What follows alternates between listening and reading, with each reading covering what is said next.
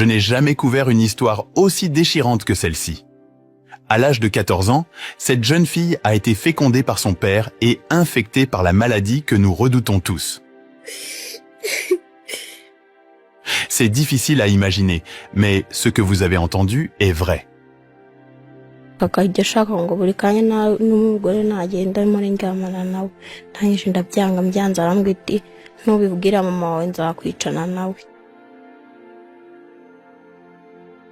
C'est triste de voir comment elle et sa mère allaitent toutes deux les enfants du même père. Elles vivent ici, dans cette maison très pauvre, elles n'ont ni nourriture, ni travail, et leur état de santé nécessite une bonne vie. baramubwiye ngo bwira mama wawe ikibazo ufite arambwira ati mama mfite inda mfite sida mfite na mburugu nizo bansanzemo. Pourquoi cet homme a-t-il fait cela à son propre enfant? Où est-il aujourd'hui? Comment la famille vit-elle après tout ce qui s'est passé? Quels effets spécifiques cela a-t-il eu sur cet enfant? Mama ni mukeba wanjye ni mama wanjye abera umwana wanjye nyirakuru akamubera mukase byose. kwakira ko ndi mukeba we ntabwo nabyakiriye ahubwo nahise nibaza ko umwana agiye gupfa ko nabonaga ageze mu gihe kibi. Cette histoire est si triste qu'elle fait se poser beaucoup de questions à tout le monde. C'est pourquoi je leur ai rendu visite et j'ai eu une longue conversation avec eux pour en savoir plus. Voici leur histoire. Je m'appelle Déborah, j'ai 16 ans et je suis née dans une famille de 12 enfants, mais maintenant nous ne sommes plus que 9 car certains d'entre eux sont décédés. Je suis la fille aînée. J'ai terminé ma 6e année de l'école primaire et maintenant je ne vais plus à l'école à cause des graves problèmes que j'ai rencontrés. Elle est née et a grandi comme n'importe quel autre enfant, mais en raison de la pauvreté de sa famille, ils n'ont pas pu offrir une bonne vie aux enfants. Son père travaillait comme pêcheur et sa mère travaillait comme agricultrice, mais ces emplois ne généraient pas assez de revenus pour subvenir aux besoins des enfants. À cause de sa maladie, la mère de Déborah passait beaucoup de temps à l'hôpital, laissant les enfants passer plus de temps avec leur père, ce qui a créé une situation sombre pour cette petite fille. Je m'appelle Jeanne. Mes enfants et moi étions souvent séparés parce que j'ai l'hépatite. Et j'ai passé beaucoup de temps à l'hôpital. C'est leur père qui les a élevés car ils pouvaient travailler et m'aider à obtenir un traitement ou à m'occuper des enfants. Je pensais que tous les enfants étaient en sécurité parce que, en tant que parent, vous avez confiance que les enfants sont avec leurs parents. Malheureusement, ce n'était pas le cas.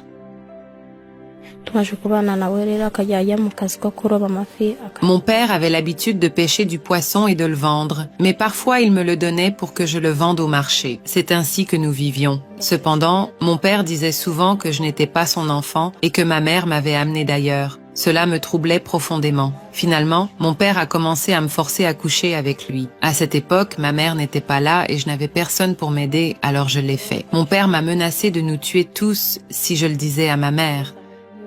Cela est arrivé à l'enfant lorsqu'il avait 14 ans.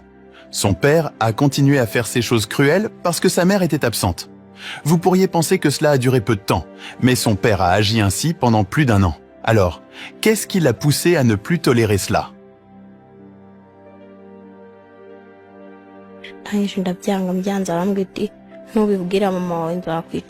Il m'avait dit que si je disais quelque chose à quelqu'un, il nous tuerait tous. Alors j'avais très peur car je pensais que je perdrais ma mère ou que je mourrais moi-même. Après un certain temps, j'ai commencé à tomber malade aux jambes et à la bouche. Finalement, je lui ai montré et il m'a donné des médicaments en disant que je guérirais. Il continuait de me donner des médicaments, mais je ne savais pas d'où il les obtenait. Après un moment, j'ai remarqué que je ne guérissais pas. Au contraire, je m'aggravais. Alors, j'ai décidé d'aller voir un médecin pour découvrir ce qui n'allait pas. Quand je suis arrivée à l'hôpital, les médecins m'ont examinée et ont demandé avec qui j'avais dormi. J'avais peur de leur dire, mais finalement j'ai dit la vérité. C'était mon père. Ils ont immédiatement informé la police qui est ensuite allée l'arrêter. Je n'étais inquiète de rien quand ils m'ont appelée à l'hôpital. Quand je suis arrivée, j'étais enceinte de 7 mois. Je suis entrée dans la pièce et j'ai vu ma fille assise là. Les médecins m'ont dit de ne pas paniquer et ont demandé à ma fille d'expliquer sa situation. Elle m'a dit qu'elle était enceinte et avait été diagnostiquée avec le sida et la syphilis. J'ai été choquée et j'ai immédiatement demandé qui avait fait cela. Les médecins ont dit qu'ils ne pouvaient pas me le dire, mais quelqu'un devait me montrer. Une voiture nous a emmenés au poste de police. Et là, j'ai découvert que c'était mon mari. Le choc a été trop fort pour moi et j'ai accouché prématurément à 7 mois. C'était une période sombre pour cette mère et sa fille. Parce qu'elle avait caché sa maladie pendant si longtemps, les médecins ont découvert que des parties de ses zones intimes avaient commencé à se détériorer. Pendant ce temps, son père avait été traduit en justice et envoyé en prison pour ses actions. Les médecins et la mère cherchaient à trouver une solution. Mais rien n'était facile. Je n'ai jamais été calme. L'acceptation a été difficile pour moi. J'ai vu mon enfant dans la pire condition possible. Les médecins m'ont dit qu'il y avait la possibilité pour elle d'avoir un avortement parce qu'elle était encore étudiante et avait le droit de le faire. Cependant, ma fille a refusé. Elle m'a dit qu'elle voulait garder le bébé parce qu'elle sentait que ce serait sa première et dernière chance d'en avoir un. Il y avait des problèmes dans la famille. La famille de mon mari nous harcelait, nous accusant d'avoir mis leur fils, qui est mon mari, en prison. J'ai essayé de rester calme et patiente, même si j'ai eu du mal à comprendre comment je pouvais être à la fois la grand-mère de l'enfant et sa belle-mère en même temps. Avec la prière, j'ai fini par l'accepter. Et finalement, le bébé est né. Nous avons été patients et avons accepté la situation, mais ma grossesse a été très difficile. Quand ma mère est allée chez le médecin pour vérifier l'état de son enfant, je suis allée récolter des haricots, j'ai accouché en travaillant, sans m'en rendre compte, je suis rentrée à la maison pour me reposer. Pendant que j'étais endormie, le bébé est partiellement sorti et s'est coincé entre mes jambes. On m'a immédiatement emmenée à l'hôpital et les médecins ont réussi à accoucher mon enfant en toute sécurité. Heureusement, mon bébé était vivant. Cependant, j'ai eu de graves complications par la suite. Après avoir été recousue, je suis rentrée chez moi, mais les poings ont cédé à cause du dur labeur. J'ai dû retourner chez le médecin et ils m'ont recousue 3 fois. C'était difficile, mais Déborah a réussi à survivre. Et aujourd'hui, son bébé a 6 mois. Sa mère a également un jeune enfant, donc elles s'assoient ensemble et allaitent. Leurs vies sont très difficiles, car Déborah a besoin d'un régime alimentaire sain pour nourrir son bébé et doit prendre des précautions supplémentaires pour éviter que le bébé ne soit infecté. Cependant, cela est difficile en raison de leurs conditions de vie.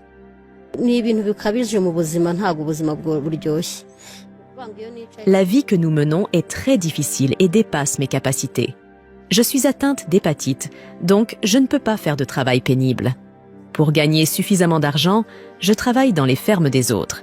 Mais je ne gagne pas plus d'$1 par jour, ce qui est à peine suffisant pour survivre. En raison de ces complications après l'accouchement, je ne fais pas faire à Déborah de tâches lourdes. Quand je vais à la ferme, nous y allons ensemble et elle s'occupe de nos enfants pendant que je travaille. Tout est difficile parce que notre situation actuelle est un obstacle majeur à une vie meilleure. Cependant, je continue de l'encourager, en lui rappelant qu'une meilleure vie nous attend. J'ai eu la chance de donner naissance à mon enfant en vie. J'ai continué à l'emmener chez le médecin et ils ont découvert qu'elle était en bonne santé maintenant à 6 mois. Cependant, j'arrêterai de l'allaiter à 1 an pour éviter le risque de contracter le sida. Vivre sans assez de nourriture est très difficile, surtout parce que je dois prendre régulièrement des médicaments, ce qui affaiblit mon corps en raison du manque de nutrition. Certaines personnes me maltraitent et me blâment pour ma situation, mais je reste patiente et silencieuse, croyant que c'est la volonté de Dieu. Je me concentre sur la prise correcte de mes médicaments et la protection des autres. Beaucoup de gens que je connais essaient de contaminer les autres par vengeance, mais je crois qu'il vaut mieux les protéger. Chez ma grand-mère, ils me blâment pour l'emprisonnement de mon père. Cela me fait mal, mais je dois rester forte. Aujourd'hui n'est pas bon, mais c'est différent d'avant. Maintenant, elle peut faire différents travaux ménagers et aider sa mère. Sa mère fait également de son mieux pour gérer la situation. Mais c'est difficile en raison de sa maladie. Leur ancienne maison était située dans un endroit dangereux, donc ils l'ont perdue. Leur situation actuelle est très mauvaise. Si rien ne change dans les prochains jours, ils n'auront plus de lieu où vivre. Le propriétaire de la maison où ils séjournent leur a donné un avis de départ car il souhaite rénover sa maison. Comme vous pouvez le voir, je vis avec tous mes enfants. Nous avons été expulsés de notre maison précédente parce qu'elle était située dans une zone à risque d'accident. Alors maintenant, nous vivons dans cette petite maison. Le propriétaire nous a permis de rester ici en échange de s'occuper de sa vache. Cependant, je suis très inquiète car il veut que nous partions. Je demande de l'aide à toute personne au cœur généreux. J'ai une maladie qui m'empêche de faire des travaux difficiles, mais je peux encore faire d'autres choses. Si des personnes bienveillantes peuvent m'aider à obtenir un peu de capital, je pourrais démarrer une petite entreprise et trouver un autre endroit où vivre afin de ne plus avoir à nous soucier de notre avenir. Enfin, je tiens à conseiller aux parents de toujours se préoccuper de leurs enfants. Je n'ai jamais pensé que je rencontrerais de tels problèmes graves. Les enfants peuvent être blessés de nombreuses façons. Alors faites attention, car tout ce qui semble bon n'est pas toujours sûr. nabyo umuntu abimfashijemo wenda Ce qui me rendrait heureuse, c'est que les gens puissent nous aider à trouver un endroit où vivre et un moyen d'obtenir de la nourriture, car c'est très difficile pour ma mère. Une autre chose que j'espère est un changement dans notre vie qui me permettrait d'élever mon enfant et de rester en bonne santé. Je souhaite retourner à l'école et poursuivre mes études. Peut-être alors pourrais-je devenir quelqu'un de grand et aider ma famille ainsi que mon enfant. Je conseille également aux enfants d'être prudents et de parler à leurs parents de ce qu'ils traversent. Quelqu'un pourrait vous effrayer pour vous faire taire, mais le problème continuera de vous nuire. Parlez avant qu'il ne soit trop tard. Ne faites confiance à personne car tout le monde peut vous trahir. Avec un cœur généreux, vous pouvez changer leur vie en faisant un don via Giving Life. Le lien est toujours dans la description et toujours dans les commentaires les plus populaires. Nous devons tous travailler ensemble pour créer un monde où aucun enfant ne doit souffrir en silence. Pour les parents, restez toujours proches de vos enfants. Soyez conscients de ce qu'ils vivent et créez un espace sûr pour qu'ils partagent leurs expériences. Votre vigilance et votre attention peuvent les protéger du mal. Pour les enfants, ne laissez pas la peur vous faire taire et rappelez-vous qu'il y a toujours des gens qui peuvent vous aider. Merci de regarder, c'est Afrimax Français. N'oubliez pas de vous abonner.